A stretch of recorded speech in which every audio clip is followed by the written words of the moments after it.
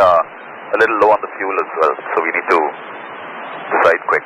India 101 Heavy, emergency personnel will be standing by. Thank you, India 101.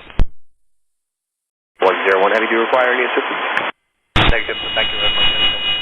आज हम आपको air India की flight 101 के बारे में बता रहे हैं, जो इंदिरा गांधी इंटरनेशनल एयरपोर्ट दिल्ली से John F Kennedy international airport New York के लिए उड़ान भरने की तैयारी कर रहा था। 15 घंटे की इस लंबी उड़ान के लिए इस विमान में कुल 4 पायलट है।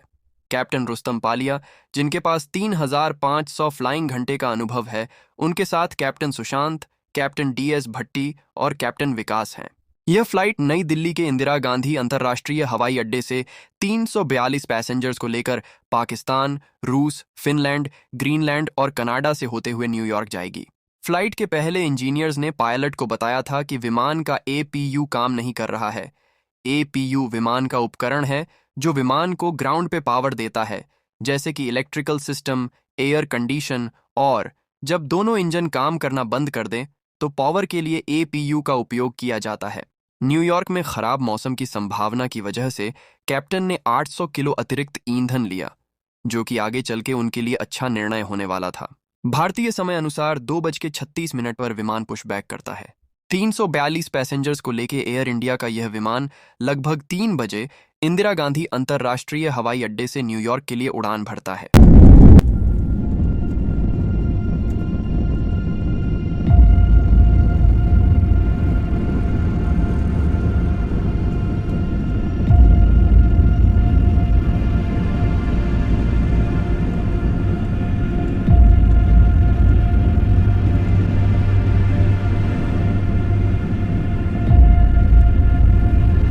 थोड़ी देर बाद पायलटों को चेतावनी मिलती है कि रेडियो अल्टीमीटर काम नहीं कर रहा है।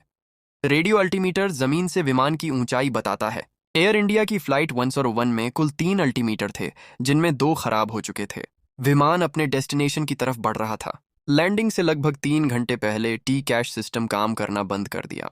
TCAS ट्रैफिक अलर्ट और टकराव बचाव उपकरण विमानों को मिड एयर कोलिशन होने से बचाता है। इस उपकरण की मदद से पायलट को हवा में आसपास की विमानों के बारे में पता चलता है। इस उपकरण के खराब होने के कारण पायलट्स की चिंता बढ़ने लगी। न्यूयॉर्क समय 6:10, आसमान में बादल छाए हुए हैं और बारिश हो रही है। मेटार पायलट को रनवे 4 राइट पर उतरने के लिए बताया। मेटार रिपोर्ट पायलटों को टैक्सी के दौरान और लैंडिंग प्रक्रियाओं के दौरान विजिबिलिटी के स्तर को मेजर करने में मदद प्रदान करती है, विशेष रूप से प्रतिकूल मौसम की स्थिति जैसे कोहरे, बारिश या बर्फ में। जॉन एफ कैनेडी एयरपोर्ट पे रनवे 4 राइट पे उतर के परमिशन के बाद जब पायलट लैंडिंग के लिए प्रिपेयर कर रहे थे, तभी उन्हें ये पता चल गया कि उनका इंस्ट्रूमेंट लैंडिंग सिस्टम खराब हो गया है।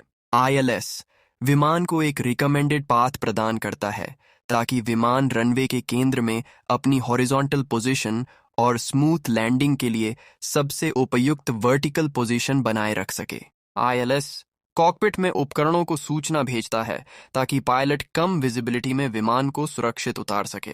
फिर पायलट मैन्युअली विमान को लैंड करने का फैसला करते हैं। Good morning, Air India 101, final 4 right. Air India 101 Heavy, Kennedy Tower, good morning, you're following an Embraer short final, 1040 at 4, RVR 3000, runway 4 right, clear to land. 4 right, clear to land, Air India 101. Pilot ने L navy और we navy के मदद से विमान को land करना शुरू किया। यह उपकरण GPS की सहायता से विमान को रनवे की करीब लाने में मदद करता है। एल नेवी या वी नेवी ILS से कम एक्यूरेट होता है, इसलिए यह जरूरी है कि लैंडिंग से पहले पायलट रनवे को देख सकें। लैंडिंग से पहले विमान ने पायलट को एक गलत चेतावनी दी। उनका लैंडिंग गियर पूरी तरह से नहीं खुला है। जबकि पायलटों ने जांच की तो पता चला कि ये एक गलत चेतावनी है। विमान रनवे की तरफ बढ़ रहा है और गलत चेतावनी दिए जाने के कारण पायलट दोबारा लैंडिंग का प्रयास करने के लिए Air India 101 going around runway 4 right. Air India 101 Heavy, roger, fly runway heading, climb and maintain 2000. Runway heading 2000, Air India 101. Air India 101, what's the reason for the missed approach? Unstable approach, Air India 101. पायलटों ने ATC को बताया कि वे अभी landing के लिए तैयारी नहीं हैं।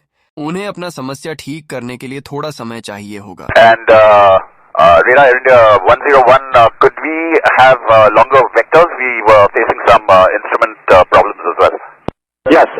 If confirm because we lost the localizer, we lost and our minima changed, and so there were a lot of issues involved. So we're trying to sort that out if we can even continue with this approach.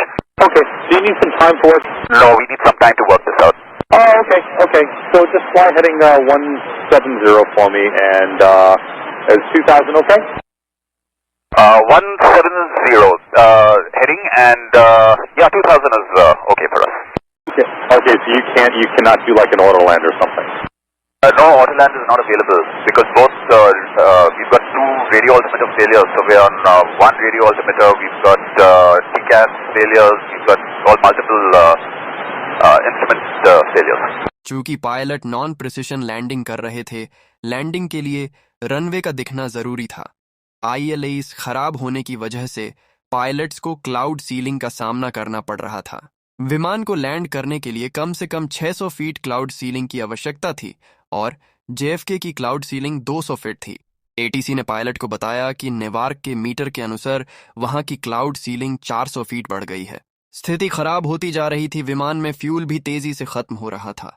ATC ने पायलटों से यात्रियों या ईंधन की जानकारी मांगी। Okay, Air India 101, so just when you get a chance, give me the people on board and the fuel on board, please.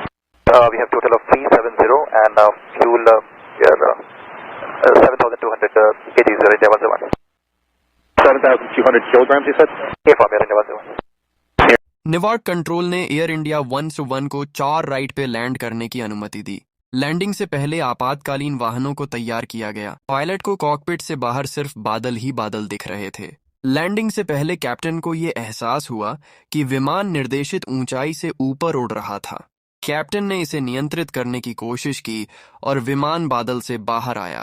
Captain पालिया ने मैन्युअल रूप से विमान के नोज को डाउन करके रनवे से अलाइन किया। 101 Heavy Nurse Tower, good morning, 10205, only 4 right, clear to land. 4 right, clear to land here. 10. विमान नेवार्क में सुरक्षित लैंड कर जाता है। आपातकालीन सेवाओं ने पायलट से पूछा कि उन्हें सहायता की आवश्यकता है, जिसे पायलट ने मना कर दिया। 101 Heavy, do you require any assistance? Negative, thank you very much.